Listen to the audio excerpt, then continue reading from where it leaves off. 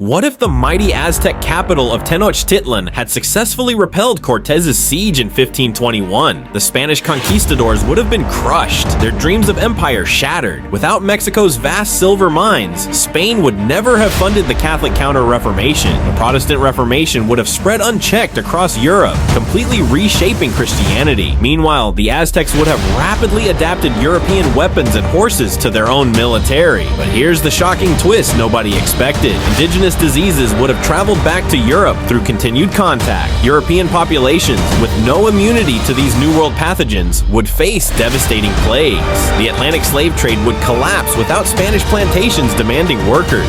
Most surprising of all, when the Enlightenment arrived, European philosophers would encounter thriving Aztec scholars and engineers. Their claims of intellectual superiority would crumble against advanced indigenous mathematics and astronomy. Instead of European dominance, we'd have a multipolar world. One small siege changed everything. What if the plague that devastated the Byzantine Empire in 541 AD had never happened? Emperor Justinian's armies were conquering the Western Roman territories when disaster struck. The plague killed 40% of Constantinople's population and crippled his military campaigns. But without this catastrophe, Roman legions would have completed their reconquest of Europe. The Dark Ages would never have begun. Roman engineering and administration would have continued unbroken. Latin would still be Europe's universal language today, and Roman law would govern the entire continent. Christianity would have developed completely differently without medieval Catholic dominance.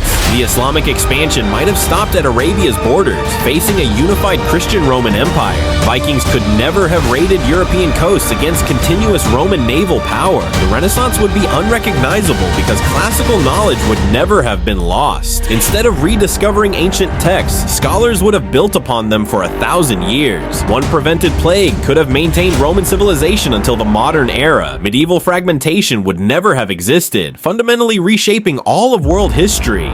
What if the House of Wisdom in Baghdad had survived the Mongol siege of 1258? This legendary library held centuries of Greek, Persian, and Islamic knowledge. When the Mongols destroyed it, they threw so many books into the Tigris River that it ran black with ink for days. But imagine if Baghdad's walls had held. Mathematical and astronomical advances would have continued accelerating instead of grinding to a halt. Arabic would have remained the world's primary scientific language for centuries longer. European universities might never have developed the same way. Lacking access to preserved Islamic scholarship, the Renaissance would have been unnecessary since classical knowledge was never lost. The scientific revolution could have begun in Baghdad 300 years earlier. Islamic navigational advances would have continued, potentially leading to different patterns of global exploration. Christianity would have faced sustained intellectual opposition from Islamic scholars. Baghdad would have remained the world's intellectual capital well into the modern era. One successful defense could have changed the entire course of human knowledge. What if Chinese Admiral Zheng He's massive treasure fleets had never been recalled in 1433?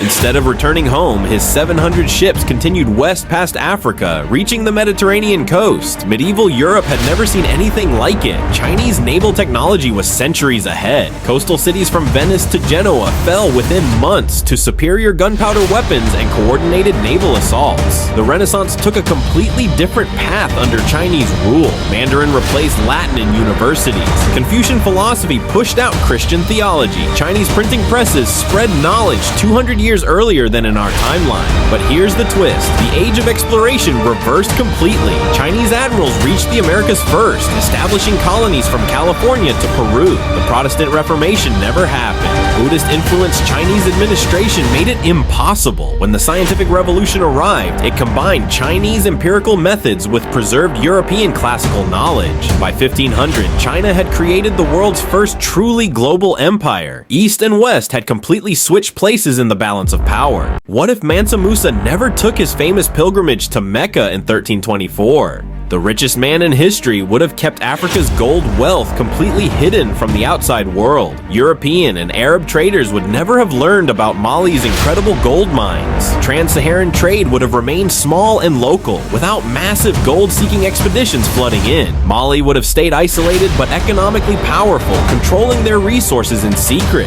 Here's where it gets interesting. Europeans might never have started their age of exploration. Without knowing about African wealth, there would be no motivation to find sea routes routes to these riches. The Atlantic slave trade could have developed completely differently, or maybe not at all. The Islamic world would have missed Mansa Musa's massive gold donations that funded their expansion. Even more shocking, the Renaissance might have been delayed for centuries without African gold flowing into European economies.